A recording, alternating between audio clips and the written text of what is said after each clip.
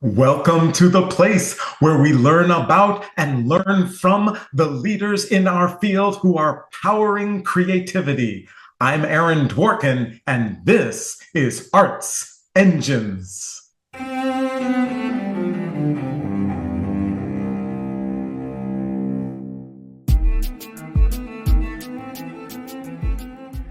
Thanks again for joining me here on Arts Engines. Today's guest is Marquise Lindsey-Bradley, who serves as the Marketing and Engagement Director for the Philadelphia Chamber Music Society. Marquise, welcome to the show. Aaron, thanks for having me. It's great to be here. Well, I am so excited to talk to you. Obviously, you're an extraordinary, leader in our field. I've been able to actually see some of your presentations at Sphinx Connect. And so I'm really excited to talk to you, PCMS, one of our great creative partners. So I thought it might be great to kind of start out if you could just share with our audience kind of the breadth of what PCMS does and the scope of your programming. Of course. So the Philadelphia Chamber Music Society, or PCMS, as our close friends call us, we were founded 40 years ago, and to today, we present 50 concerts a year in Center City, Philadelphia, and other venues around the city. We present over 200 artists on our series between October through May, and that includes world-class pianists, preeminent string quartets, solo vocalists, and anything in between that we can squeeze into the genre of chamber music. And for those 40 years, we've really grown our series from 7 concerts up to 65, and then have learned that we really level out around that 50 concert mark. And so that's been the series since then.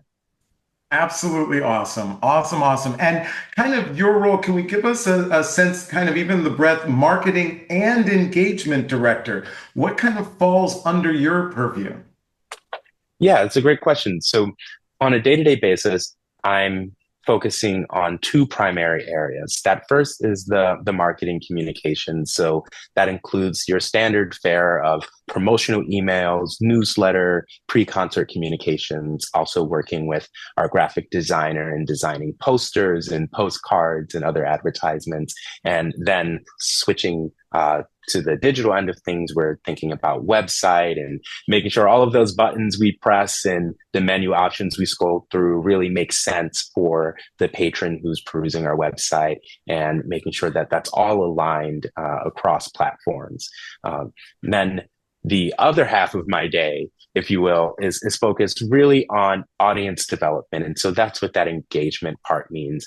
And from there, there are specific programs and projects that we prioritize, including our Young Friends program, which we offer passes to patrons between the age of 21 to 40 to have full access to our concert season, all for a flat price of $80, which when you really use that pass and you're coming to concerts often, it starts to feel more like a subscription model where, you give Netflix your money and then you can watch as many shows as you'd like. We offer a very similar pass option for our young friends. I also focus on our Oh, community and partnerships. Oh, yes. sure. And so just before you get in, because this is great, and I totally want to delve into this audience development work. I think so many of our audience would have their own approaches and could totally learn from some of these successes. And so it sounds like that's been very successful. Like, in other words, that you've had a significant increase in your pass holders because of that. And this is young audiences.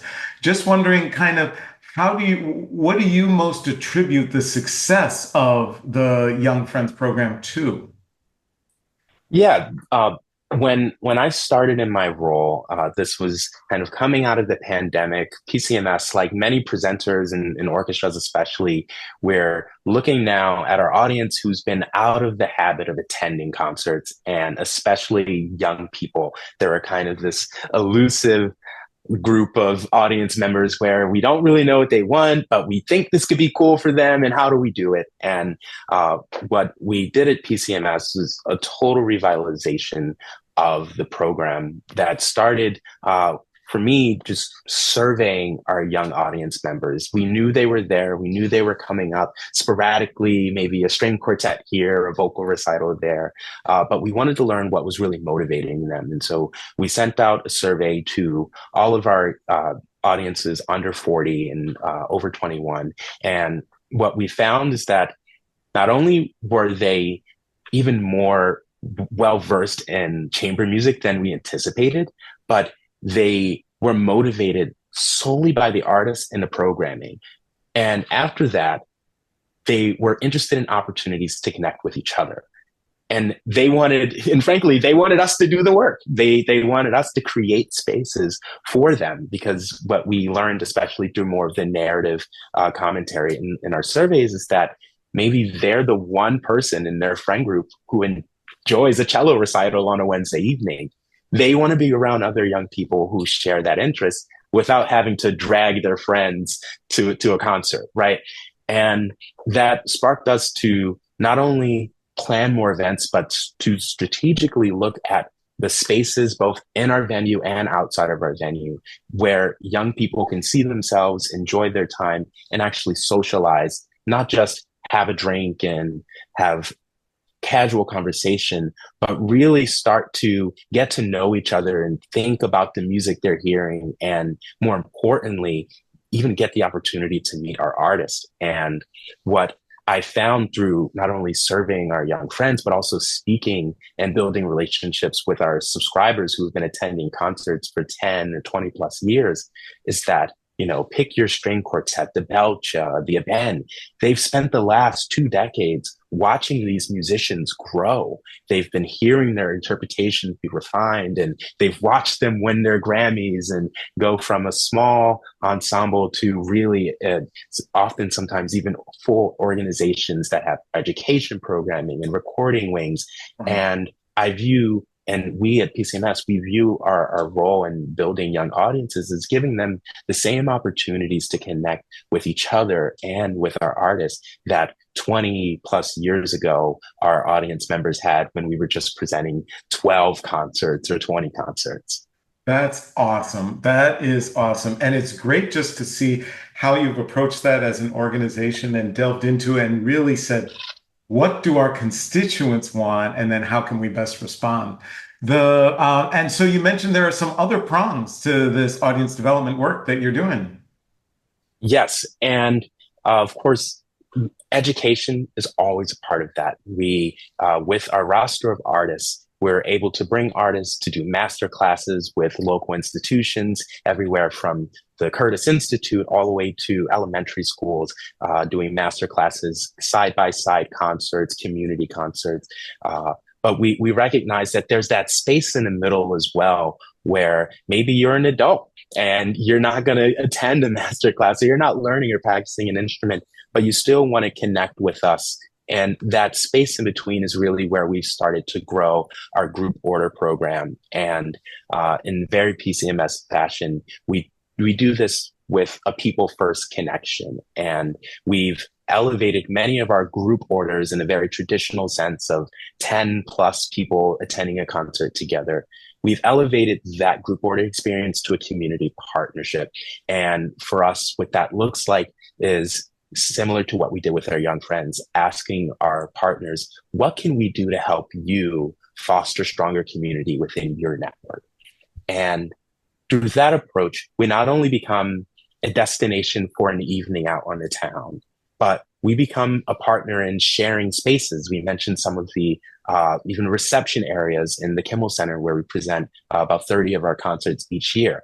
It's a beautiful space, slap in the middle of Broad Street in Center City, Philadelphia.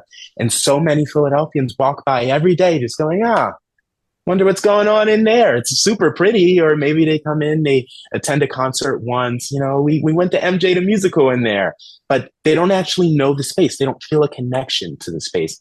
And we, through many of our community partnerships, have offered that space for receptions and helping them curate menus based on the food and beverage options that we know very well, and really bringing the partners together with even this venue operators. We don't own the space, but we can be a conduit to facilitate that kind of connection that many groups who have come to us recognize now that they're not just going to get their discounted tickets and we're going to hope they enjoy the show, but we're going to follow up with them. We're going to continue that connection and say, well, if you liked this concert, you came to the Sphinx Virtuosi, then you're certainly going to like the East Coast Chamber Orchestra. And how can we welcome you back in the spring?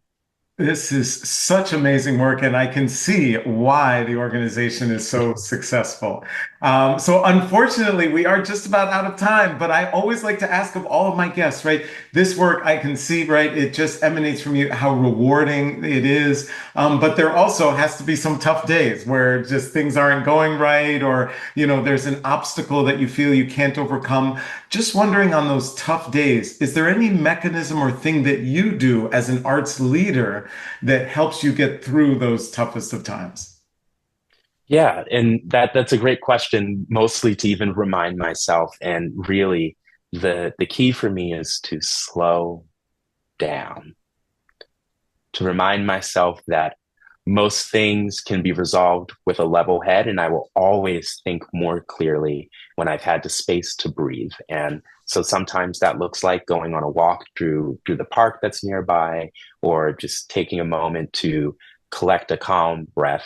And then on the flip side of that, of course, none of our roles really ever fit nicely into a 9 to 5, but there is a time where that the clock strikes and I allow myself the space outside of work to enjoy life as a person and indulge in my hobbies and spend time with friends and let the days balance out, and to not let myself get too caught up in the work to a point where I lose track of really what we're all trying to do here. And that's to share something beautiful with people, not just as a rarity, but as a regular part of their lives. And if we want our audience to feel that, we have to embody that on our own as well. Marquise Lindsey-Bradley, you truly are one of the arts engines who is powering human creativity in our world. Thank you so much for everything that you do, not just for Philadelphia, but for our field as a whole. And thanks so much for being on the show. Aaron, it's been a pleasure. Thank you.